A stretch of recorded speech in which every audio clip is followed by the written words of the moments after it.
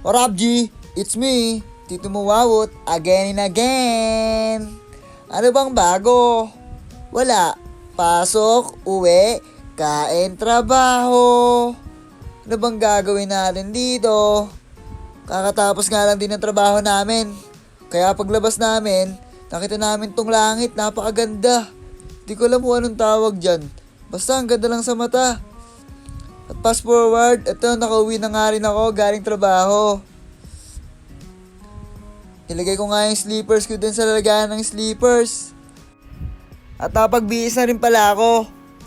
Rumekta na rin ako ng kusina, nakita ko si Mark nagluluto na. At nagugas na rin ako na itong kaldero. Yung pagsasaingan ko, naalala ko naubos pala yung baon ko kagabi. Kaya kanina binabad ko lang siya sa tubig. Pati tong kawali ko, inugasan ko na din para paglulutuan ko ng bago kong ulam. Ano kayang nasa isip nyo? Ano kayang lulutuin ni Tito Muwawot? At yon, nabanlawan ko na nga lahat, inamoy-amoy pa nga. At umakit na nga rin pala ako sa taas para kumuha ng bigas. 3 gatang nga pala yung kinuha ko ngayon kasi goods na to hanggang bukas. Yung kakainin ko ngayon at yung baon ko kasama na.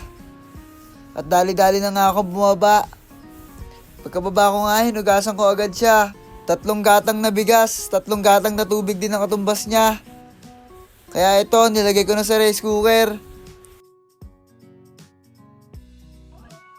At fast forward, nahiwa ko na pala yung patatas, bawang, sibuyas at isang sili. Inisang sili ko lang kasi sobrang anghang niya. At ito naman yung dilatang nabili ko, saba.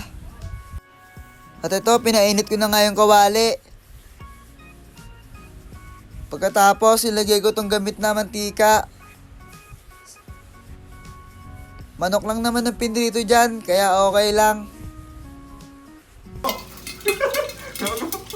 Nasakot ako. Ayos ka. Yung yabang-yabang ko, takot ako sa talsik ng mantika. Sabi ba't gano'n pinainit ko na yan? Hindi, Yung mantika, kala mo may popcorn. Kaya ito, nung nakita ko ng mainit ng mantika, nilagay ko na yung bawang. Kinamay ko na nga lang pala to. Yan kasi yung kasama na ingredients para lalong sumarap yung pagkain ko. At sinunod ko nga itong sibuyas. Kinamay ko na lang ulit to. Kilala mo naman, G. Megos na yan, G. At hinintay ko lang maging brown yung bawang. At minekos na lang ni Insan yan. Grabe na yan, Insan. Nilagay ko na nga rin pala yung patatas. Minekos na lang din yan. Pagkatapos minekos. Walang katapos ang mekos dito awat yan. At nilagyan ko na nga rin pala ng magic sarap. Onti lang yung magic sarap na pagkakalagay ko dyan. Talagang maliit lang yung daanan. Kaya nagmumukhang marami. At sinunod ko nga yung pamintang durog. Tapos minekos ko lang yan, Insan. Nung nakita ko na medyo okay na yung patatas, sinunod ko na tong saba. Nilagay ko na nga pala lahat.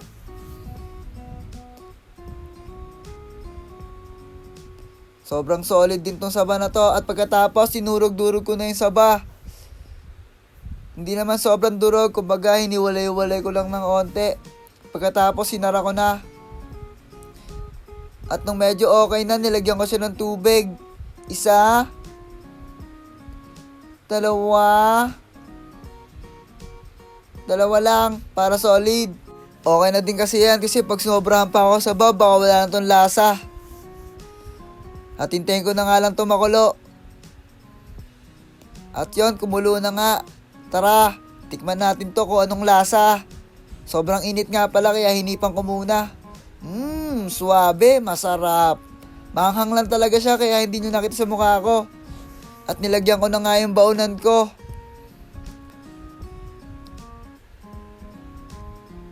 Baon for tomorrow. At ito naman ang ulam ko. At ito naman ang ulam ni Mark, adobong mantika. Ay, joke lang. Pero panalo yung pagkakaluto ni Mark sa adobo. Gumagaling na nga kayo magluto ngayon eh. Puro masasarap na yung niluluto namin. Kaya minasan, itadakimasu! Kain tayo, G! Isang ubos ang kanin na naman to. Panalo nga yung pagkakaluto niya dun sa adobo. Sobrang sarap.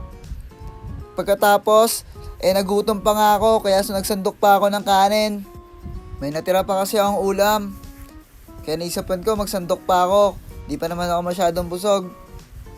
Kaya ito, nilahat ko na yung laman ng mangkok. Nilagay ko na sa kanin ko.